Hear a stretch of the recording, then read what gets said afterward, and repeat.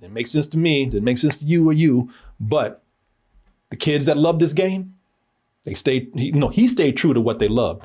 All those Easter eggs, demon kids, the crazy stuff that happened in this movie. It's all in the game somewhere. And he did not want that changed. And it was a formula and an approach that worked beyond everybody's expectations.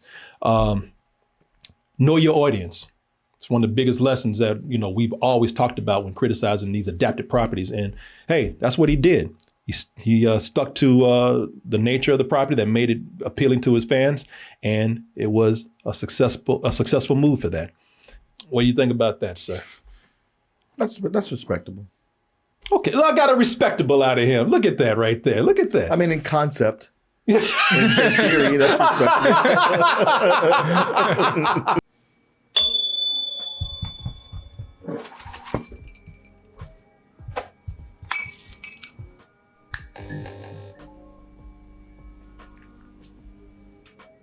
We're going to be at the Broadway Comedy Club again, December 8th.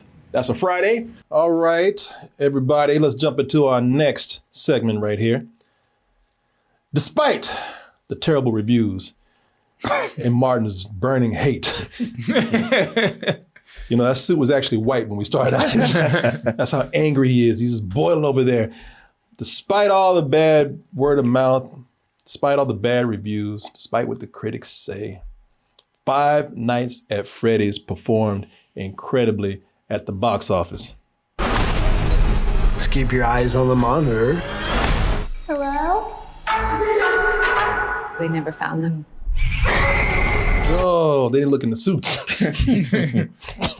Apparently, well, I won't say anything.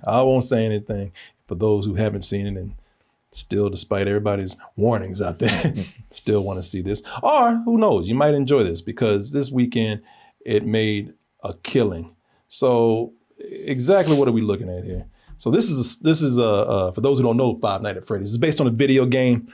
And now it's a movie about a haunted Chuck E. Cheese-like place that has a haunted animatronic bear, chicken, fox, and a cupcake. And a security guard has been hired to protect this pizzeria, despite the fact that these animatronics come alive at night and try to kill people. Protect it from what? From them. Nothing, Martin. Well, that's part of the mystery. Is it? Yeah. Don't you say nothing. You liked it. Now you want to be like, this dumb shit. That's crazy. Yeah, that's crazy. So a low rent was a positive review, Martin? In this case, yeah. Yeah, yo, what they said. That's what you were saying earlier. Man, it's all right. Bro, I ain't like this movie neither, bro. Freddy ain't so bad, I'm on the same side as y'all. Well, you might not be after this because, listen, because I'm going to tell you something, man. While this wasn't something that appealed to or made a lot of sense for a lot of critics out there, them Freddy fans, they say, yeah, we know what's up. Hey, critics, take your old ass on out of here. What you doing up here anyway? This movie is for us. And they turned out to prove that by making this movie have a record-breaking opening weekend. This movie, and this is from Variety, y'all. I'm gonna read this to you. Five Nights at Freddy's. Universal and Blumhouse's terrifying. Okay, stop it. Terrifying. Really? Come on, bro. Who wrote that? A 10-year-old? I don't know. It had to be 9. But anyway, terrifying adaptation of the popular video game made a killing in its box office. Its box office debut, that is, with $80 million in North America and $132 million globally. And that's on a budget of $20 million. Now, I'm going to come in here, and this whole segment is to talk about, based on those numbers right there, and also based on the turnout and the demographic of the turnout, I want to come in and, despite my feelings of the movie, talk about why this movie deserves respect. And look, okay, now, first of all, before anybody says anything, this ain't me coming in and backtracking, all right? And then, it's a success now, so now you love Freddy. So you all up Freddy's ass. Now listen, I still think the movie sucks, okay? That's me. I think the story is terrible. I don't think it makes sense.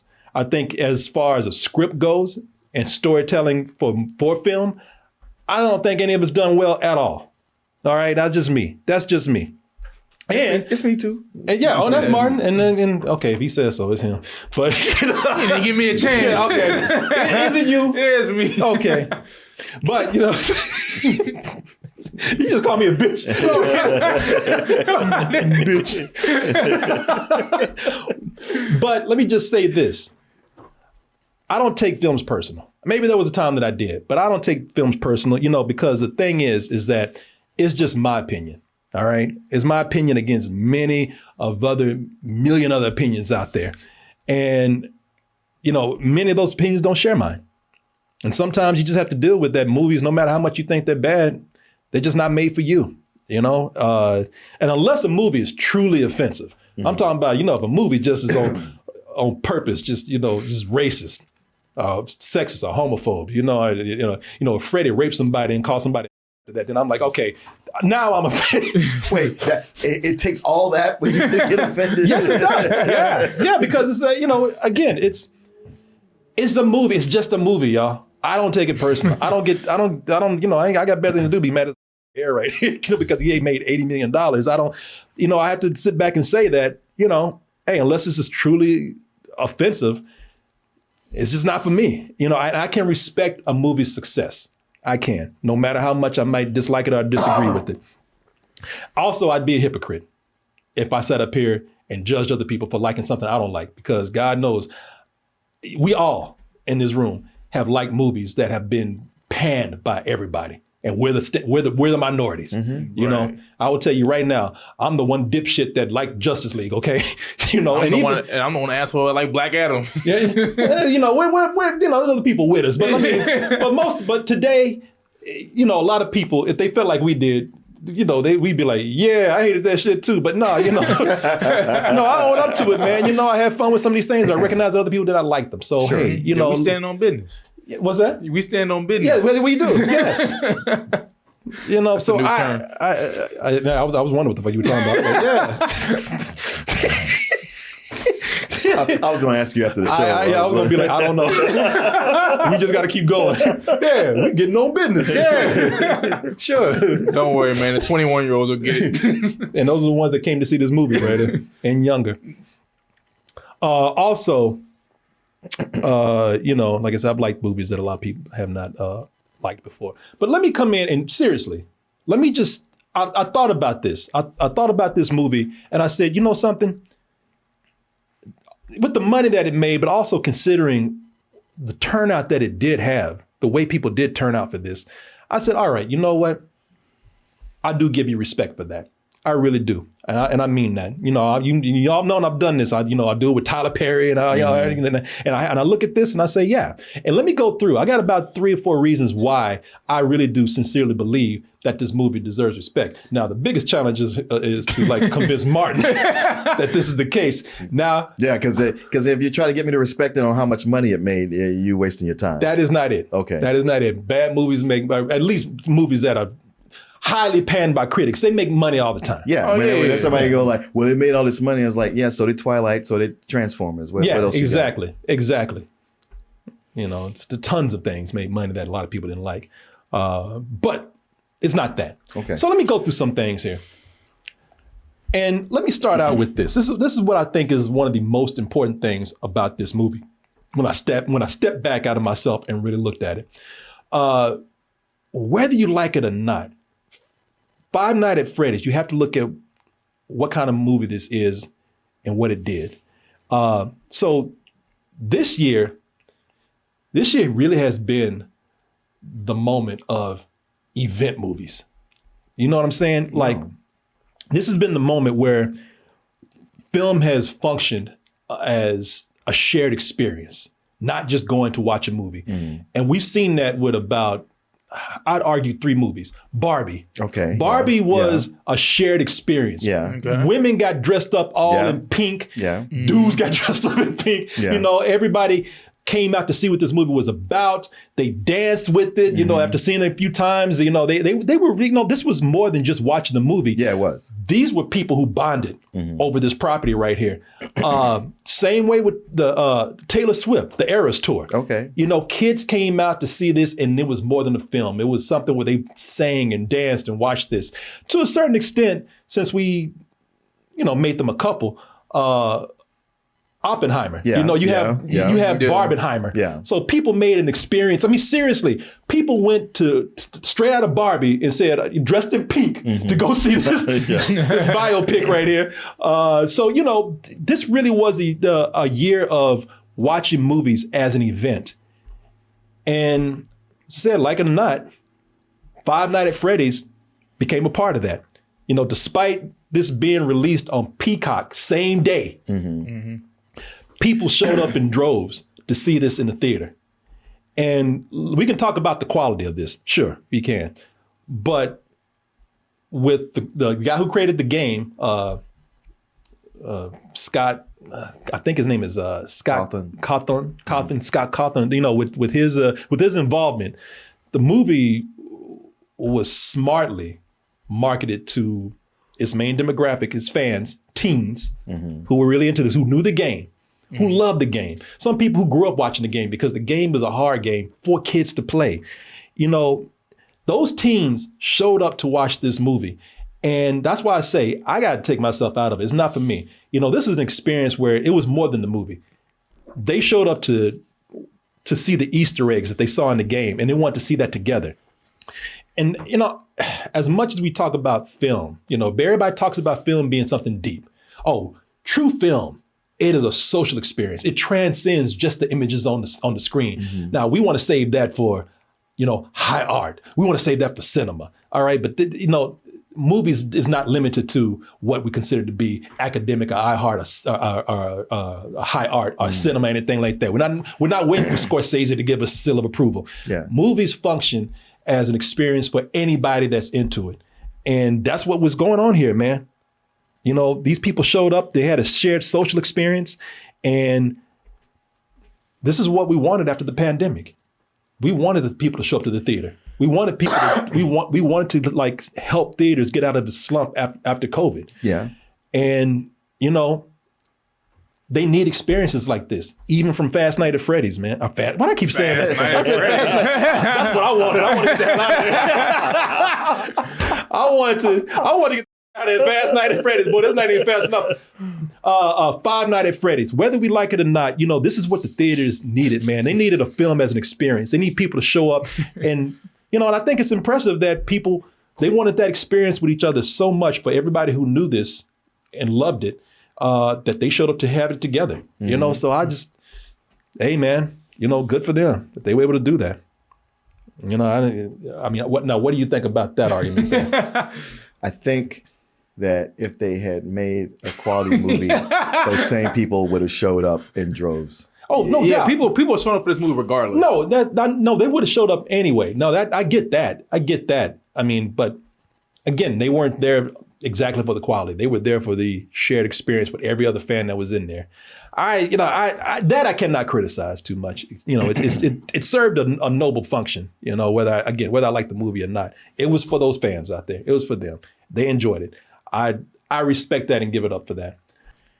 I will also say that, say what you will about this story in here, confusing to me.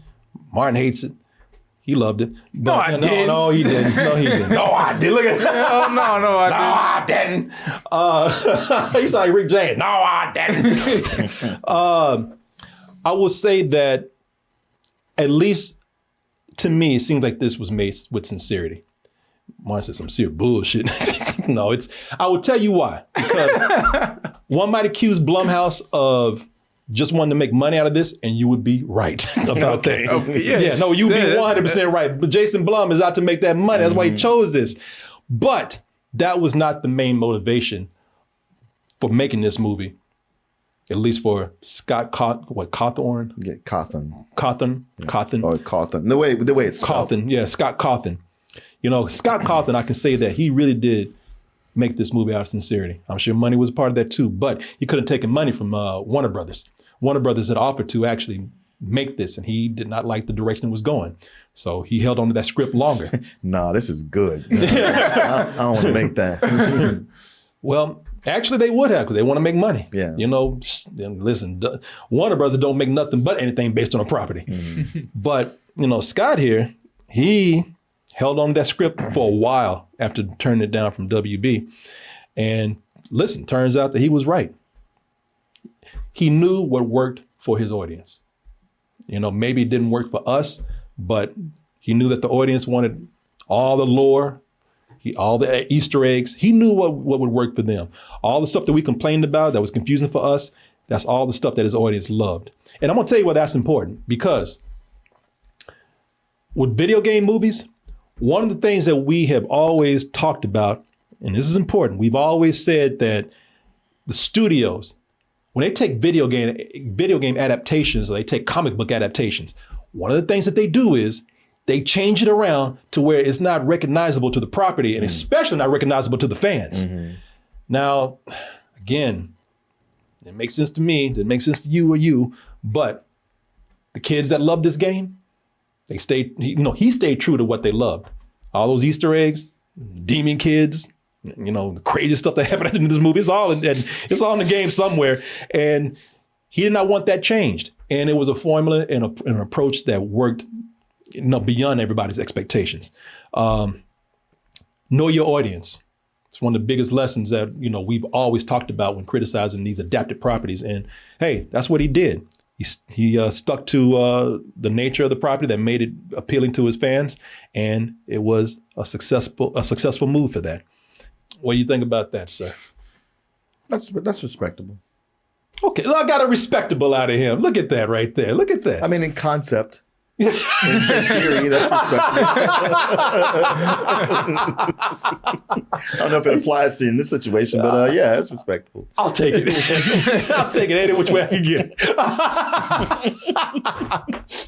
Now, I want y'all to know something. Every time I'm bringing up these points, I'm always looking at Martin like this. So whenever I go to a clip that like this and I'm playing it, the whole time you should see me, I'm like looking at Martin like, and well, they did this right. And Martin just sitting there just looking at me like a pimp that I owe money to. Where the hell you been, girl? Well, you don't understand. I had to go get something to eat. Oh, Martin, I'm sorry. Look, I'm 52 years old. You know, we're all way above, even you now. Way above what? Look at him all nervous. Wait a minute, above what? We're all probably above the age demographic that this movie was aimed towards. See, I said that in my review. Yeah. I was like, I don't think this was actually aimed towards us anymore. No, it's not. It clearly is not. It is not. I mean, it doesn't mean that it cannot be critiqued, you know, but the audience is not us. Which is why looking at this for little kids, like little kids who are 9 years old, I think that this is actually great. Yeah, I'm gonna use the word great with this. I think it is great gateway horror for them, man. Look at Martin. I know, Martin ready to take that hat off and smack me with it. I think it's great gateway horror for kids. You know, and the reason why I say that is because, listen, I think that this can be watched by a 9-year-old. It's probably who should be watched by. But keep in mind that this movie showed violence. All right, it showed like these animatronics, you know, killing people, chewing people's faces off, biting people in half, and you might not have seen it in, you know, full bloody, gory glory, but, you know, we saw somebody's face, you know, they cut to a shot of somebody's face just mangled. Yeah. You know, a couple of people. They showed blood. You know, they showed somebody, even though they were cut in half in shadow, blood splattered on the wall and everything. I believe that actually a 9-year-old can watch that. And a 9-year-old is the appropriate age because they'll watch that. Now, I won't be scared of it, but they will. And, you know, it's still not too gory. It'll traumatize them. What's that? It'll traumatize No, I them. don't think it'll traumatize them. I don't think so. I think it'll be scary for them, but that's the point. I don't think that it's too gory or too violent that it won't traumatize them. While also, you know, I guess something, you know, the animatronics and everything is something that can appeal to them too. And this old cockamamie story that's, you know, they won't mind too much. So, you know, later on down the line, tell people, yeah, my first experience with horror was Five Nights at Freddy's, and they actually showed this and they showed that. You know, and I think it functions very well that way. I think, again, a lot of kids went to go see this because it was Halloween and it was a scary movie for 9, 10, 12, 13-year-old kids out there. Maybe not me, but them. And Martin, you're not gonna like this, but my last point is, yeah, I said I'd say this for last. Martin, like, I ain't like the first three. I didn't like none of this. You better be glad I'm letting you live. You're not gonna like this one though, but I do admire the business savvy with this. Okay. Blockbusters we've complained about the overblown budgets that they've had. Blumhouse, they're known for being cheap, making things for $5 million and making a huge profit. This was made for $20 million, so they went over a little bit, their usual budget. But looking at this being made for $20, that's still impressive because $20. I mean, 20. I'm sorry. I mean, it felt like $20. Yeah. I was like, I'm not seeing 20 million on the screen. I don't know where that went. I don't see exactly 20 million either. It's up in the damn animatronics. Yeah. That's what I said. 20 million went to the animatronics. I mean, maybe Henson Studios just gouged them. Yeah. They were like, man, these are hard to do. We used to working with puppets this size. Oh, yeah. The Henson name is on this. Yeah. Hey, the Kermit don't play cheap, all right? Hey, Jason Blum might be cheap. Kermit is not. That frog wants his money. But, looking at some of the blockbusters that have come out this year, we've seen a lot of blockbusters that at any other time might have been surefire hits, no matter how much money was spent. But that time has changed now. We have so much competing with movies right now. Coming out of a pandemic, streaming, so many things, man, that we've seen a lot of these huge budgeted movies just flop. The Flash was a surprise. Yeah. And I like The Flash, but yeah, it was excessive. I have to admire the smart business that Blumhouse continues to have with its strategy, man, of keeping budgets low, even at 20 million. No big stars were in this movie, no overblown special effects. And he is reaping huge returns, somebody looks at the business of Hollywood. I really admire that. And and again, that's respectable to me, the money that it made. Have I swayed you at all, Martin, in any way? Well, your point about it being a gateway for 9-year-olds into horror, I kind of felt somewhat swayed until I remembered there was Goosebumps. That the same demographic could read or watch and is much, much better. And with the money thing, I appreciate somebody who can make stuff on a small budget. But again, is she eating paper over there? Let me show you what she Martin sees me over here. She's trying to eat this Burger King hat. Okay. I mean, it must still smell like burgers. I don't know. She's getting bored. I got to take her out somewhere. I don't even know what to make of that.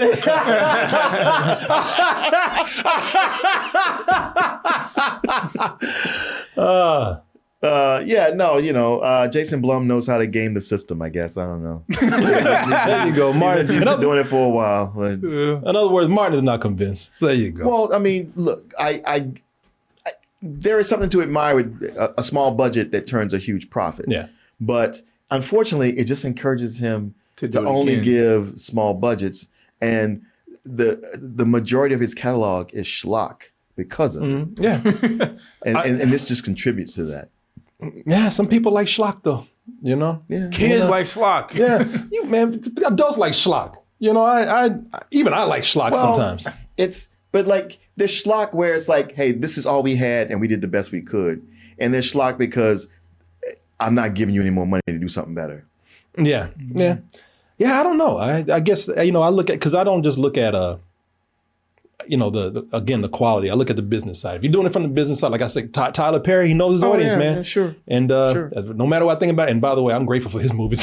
They're a lot of fun. But again, I respect the savvy. So there you go. All right, that's all I had right there. That's all I had. I didn't expect to sway you. Well, you tried. I tried my best. And that's all that matters. Hey, man, I gave it my best shot. That's all you can do.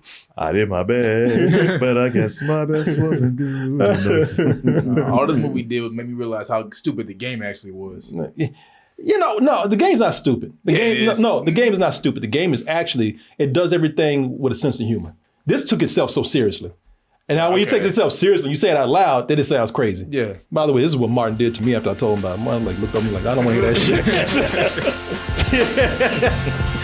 You and Freddie, get the hell out of my face.